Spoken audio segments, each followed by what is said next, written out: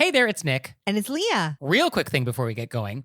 Please subscribe to our show and follow it. In whatever platform you're listening to us on. Yes, whatever app you're using right now, there's probably a plus button or a little bell or it says subscribe. Well, tap that, please. Just a quick little, and it makes such a big difference for us. We would really appreciate it. We really would. So please do that, and thank you. Thank you. And now, let's start the show. Yay! Hey everybody, it's Nick Layton. And I'm Leah Bonema. And we had so many great questions from you all in the wilderness. Ow! That, we have a bonus episode. So here we go. Our first question is, quote, my father-in-law, let's call him Chad, has a pattern when we go out to eat.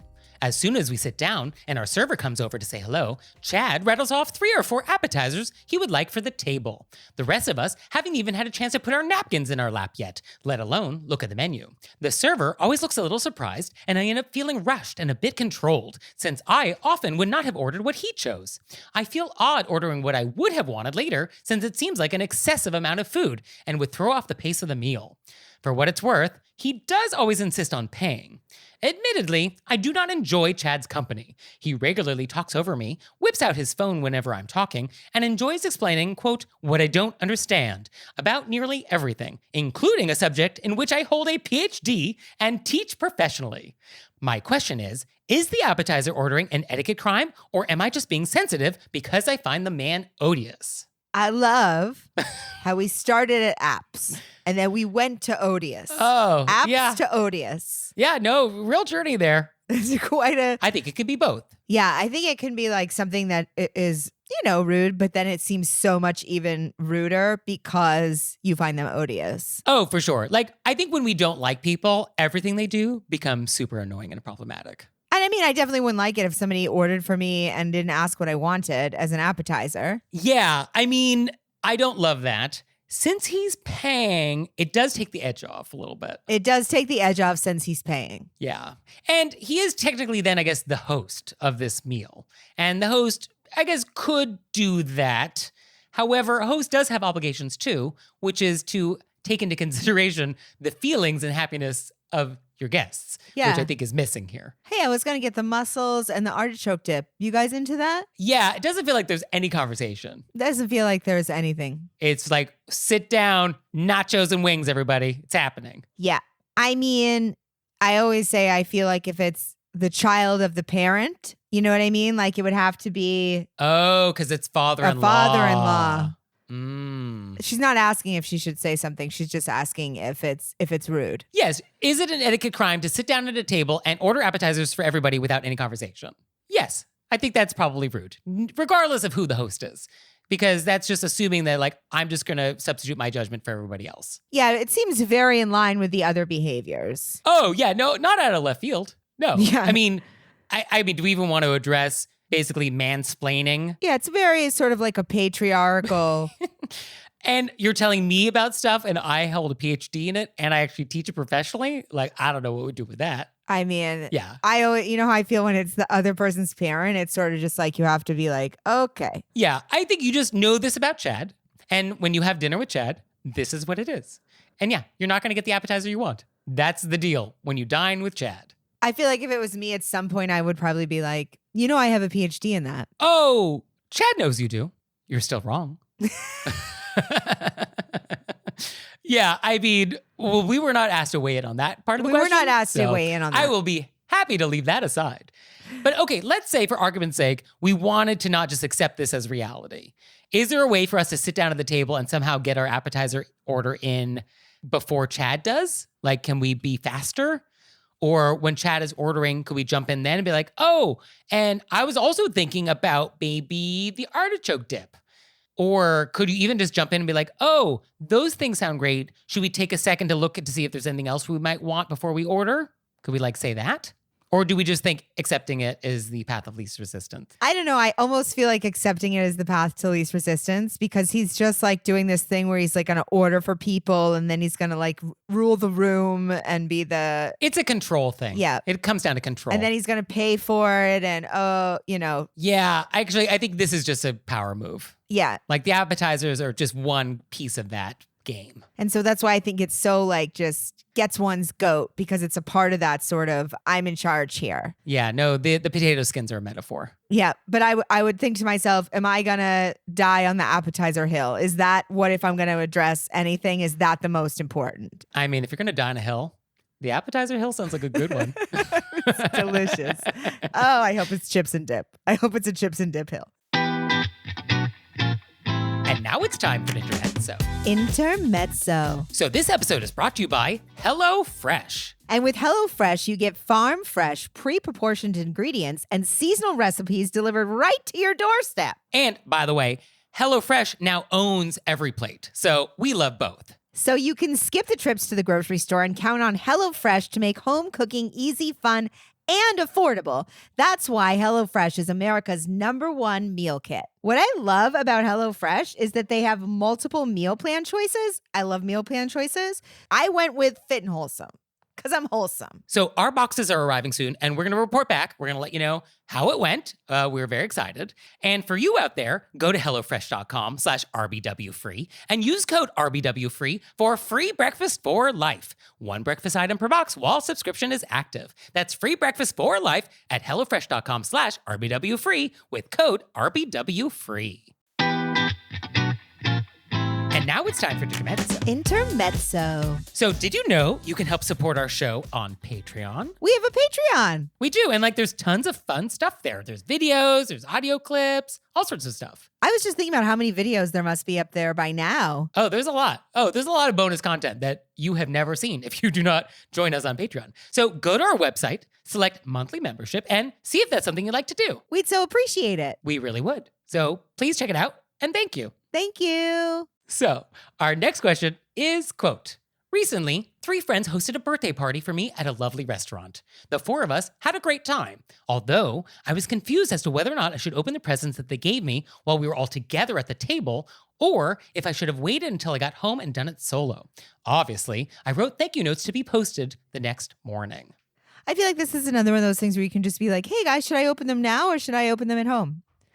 But also it's your birthday. Oh, okay. So birthday person rules? Yeah, I think your friends just want you to have a good time and you should do what you want. Yeah, I mean, I think the principle we want is to be mindful of everybody's feelings. And I think there's a lot of schools of thought on this, especially for children's birthday parties. I mean, I think adult birthday, 4 people at a restaurant, probably not a problem. But for children's birthday parties, there's actually different philosophies as to whether or not you should open gifts or not. I think a lot of parents are like, it causes jealousy. You have kids receiving things not graciously. Miss Manor says you actually should do it because it's a good opportunity to teach kids about being gracious and all of that, which I think I kind of agree with that. You should do the birthday present thing because why protect kids from something that's going to come up when they're adults? They're going to deal with this their whole life. So let's start now. But yeah, when it's only 3 friends, I think ask. Yeah. Yeah. And I get the idea. It's probably 3 close friends. You know what I mean? It's your birthday dinner. For sure. I think one reason why you actually do want to ask first is there are those friends that might give you something that should not be seen by other people. It's maybe a little provocative or it's very private. So there could be that gift that if you're holding this thing up in a restaurant, you'd be like, oh, that's embarrassing. So you might want to just ask oh, should I open this now? And they're like, no, wait until you get home. Yeah. In which case, okay. Yeah, I think if you want to open them now, just say, hey, should I open these now? And then if they're like, do what you want, then do what you want. Yeah. I think, though, people do enjoy seeing people open gifts because part of the fun of the giving the gift is seeing if you liked it. So I think depriving people of that unnecessarily, I don't like that idea. Yeah, I would say unless somebody is like, oh, open that at home, open it so everybody can enjoy it together. But okay, where's the line? We have dinner with 3 friends, 3 presents, manageable. Let's say it's 6 presents. We're going to open all 6? It's your birthday. Okay, now we have a dinner party for 12. We're going to open all the gifts? Where's the line? How many gifts is too many gifts? Oh, man, can we feel it out in the moment, you know? Banquet for 60. Banquet for 60. Let's open them later. Okay. Yeah, there's probably a line. I guess I don't know where it is. It feels like the drive-through question. Be like, how many people can you order for at a drive-through? Yeah, it does feel. But I also feel like you're at the party. Also, sometimes the party is so like everybody's talking, you know what I mean? And you just didn't have time because everybody got swept away in the other things. And then, oh my goodness, I'll open them at home. Thank you so much. But I think a lot of times people, the expectation is it's your birthday. People want to do a little song. People maybe want to see you have a slice of cake or whatever your thing is. And then to open your presents. Now, this wasn't asked, but I think this is a good question that I have experienced. When you're doing a birthday dinner for friends at a restaurant and you're arriving and you have a present and you give the present to the person, I guess, when you arrive, right? You don't wait until the end. So should that person then open it then? Or should that person wait until the end of the meal? I think they should wait. Interesting. I've seen it done both ways. Or I also think like, say you got there early and it was like the two of you and you were like, hey, here's your present. You could just open it then. Right. Okay. You're waiting for everybody. I realize I just changed exactly what I said. I went the exact, but I mean also why would you, if the two of you are hanging out and nobody else is there yet and you have why would you not open it? But I think it's an interesting question. Like when in a meal would it be appropriate to open the birthday present? And is it like at the end? Because like that's sort of psychologically when we're having cake, right? And we think, oh, cake and presents. But when I arrive, like I give you the gift and now do you just have a pile of gifts that you're going to open up like in 90 minutes at the end of the meal? Like how does that work? Oh, wow. This is so hard. But I think if I had to decide and make the rule on this, I think we waited till dessert. I don't think I want it with my aperitivo. That was my gut. And then I flipped it and then I went back. Yeah. I mean, I guess maybe there's no rules. Who can say?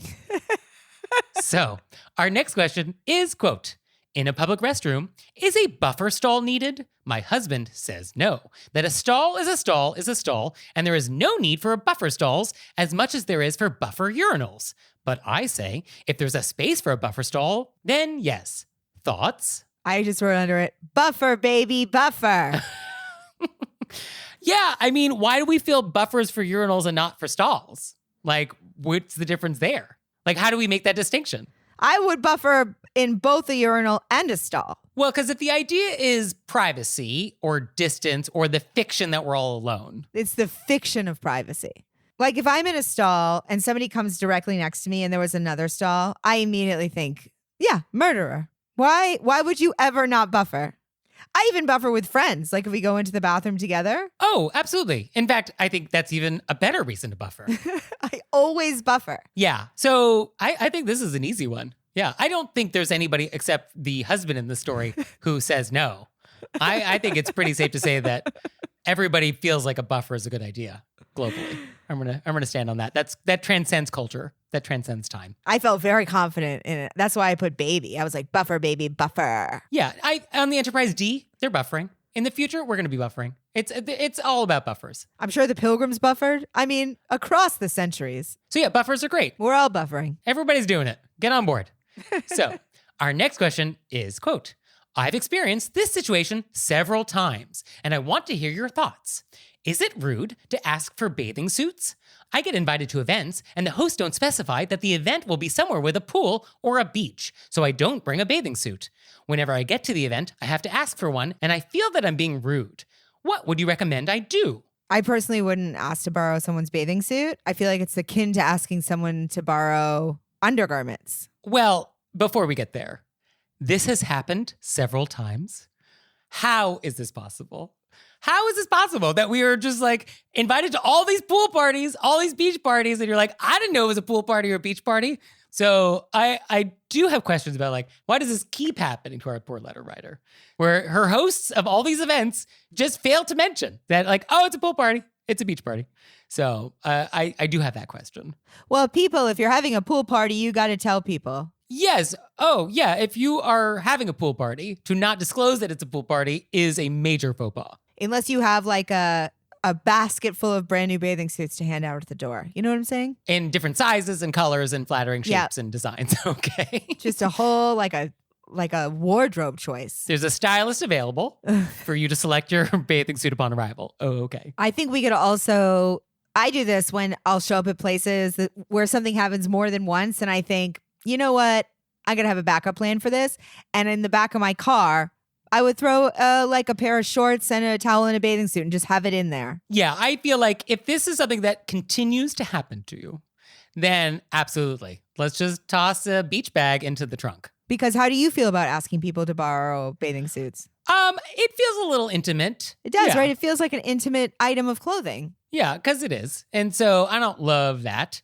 Yeah, at the end of the day, I guess if you can't change into a bathing suit, I think it's totally fine because presumably the climate that this is all happening in and the weather and the time of day, you'll be wearing something that's sort of pool party adjacent. Yeah. Like you're probably not wearing a 3-piece suit and heavy wool to a 2 p.m. garden party.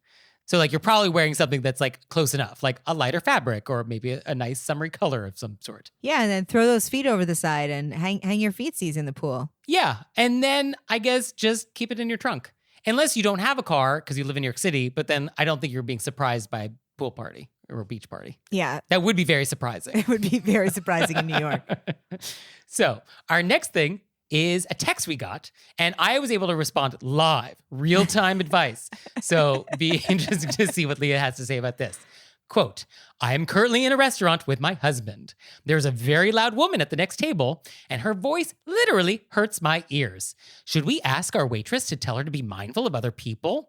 Should I give her the disappointing eyes? The place is packed, and I don't think they can move us to another table. I found this one. I started sweating a little bit when I read this. So, yeah. I'm so glad you could write back right away. I personally wouldn't want to put the onus on the waitress to tell that person to be quiet because they have to work with them all evening. Yeah, I mean, that's definitely awkward. Yeah. I think even though it is packed, you could still ask to move. Yeah, I mean, I think you could put in a request. Could say, hey, it's sort of loud in this area. Could we possibly be moved to a quieter area? Yeah, and that would maybe have the subtext for your wait person to be like, oh, and could you also then tell these people to settle down? Because somebody who's this loud, I can imagine that they're disturbing other people in the restaurant. Like, I can't imagine you're the only people that are bothered by it, unless you're overly sensitive. But I don't think that's the case here. No, this is probably one of these people that comes in and they're just loud. Yeah, and after a couple drinks, they can make it a little louder. They're getting looks from everybody. Yeah. Well, I also think it's not a group of people being loud, in which case you could be like, hey, I know you guys are having a party. It's one person who is loud. Yeah. And I'm sure that person could actually get ornery about it and then be even louder. Oh, people always tell me to be quiet. This is who I am. It's going to be a whole thing. Yeah, it could definitely be a whole thing. It can escalate and that's not good for anybody. So what I told her was that I think it's probably unlikely your server can say anything to this person that will really make a difference. So I said, your best bet is just get another round of drinks and just tough it out. Yeah, in my mind, I was like, I think you're going to have to tough this one out. But if you did want to have your server say something, you could ask if they would feel comfortable going over to them and saying something. Ask them if they would feel okay with that. Don't just tell them to do it, but say, oh, do you think this would be appropriate? And if they do, then they could go over and say something potentially. As for making eyes, there is not a death stare that can work on this type of person. I've tried. It doesn't work. You cannot get through to this type of person with a dirty look. It does not work. Don't even try. So that's how I left it. You could always take a piece of tissue, roll it up, stick it in your ear. Oh, I thought you were going to say throw it at them. I mean, that's option B. Just start spitballs. Yeah, you could definitely do makeshift earplugs. Yeah, I guess that would work. Be real obvious about it. Oh, you need the big bright orange ones, like at airports. And then just put it on the side that they're closest to. So it's real obvious. And you have to do a big show about it. You have to squeeze it real tight down, really get it small, shove it in there, really get your head tilted, and then say very loudly oh, these earplugs work great. So I did get a text back from these people, and they said, they just left. I should say your prompt reply helped a lot. My angry look didn't help at all. So they went with the angry look. It did not work as I predicted. But yeah, I mean, what are you going to do? Some people are just rude. Thank goodness they left before our texter did. That way they could enjoy the rest of their meal. Yes, I think that was probably the silver lining here. And sometimes it just really helps to share it with somebody so you can be irritated and get it out and then go on about your meal, because there's no comfortable way to handle a person who's loud. Yes. Although something I did just think about is they were texting at the table. I don't know how I feel about that. They were texting with the people at the table to be like, we got to bring in a third party. Yeah. It was a group text. I mean, I guess if everybody at the table was okay with this. But in general, don't be texting at a table in a restaurant. Put your phones away, everybody. Even if it's to text me about an etiquette crime. We don't want people to put their phones away because we got to get the texts. I mean, benefit of the doubt, this person stepped out of the dining room to a quiet corridor, to send the text to me. That's what I'm going to hope happened here. Or they could go, I'm just going to text Nick and Leah real quick. And everybody goes, do it, do it, do it. So we're here for you. And you never know, if I'm by my phone, I'll reply. I love that. I really love that. We're full service here. So do you have questions for us? Oh, yes, you do. So please send them to us. Send them to us at our website, wereyouRaisedByWolves.com, or you can leave us a voicemail or send us a text, 267-CALL-RBW. And we'll see you next time. Bye. Bye.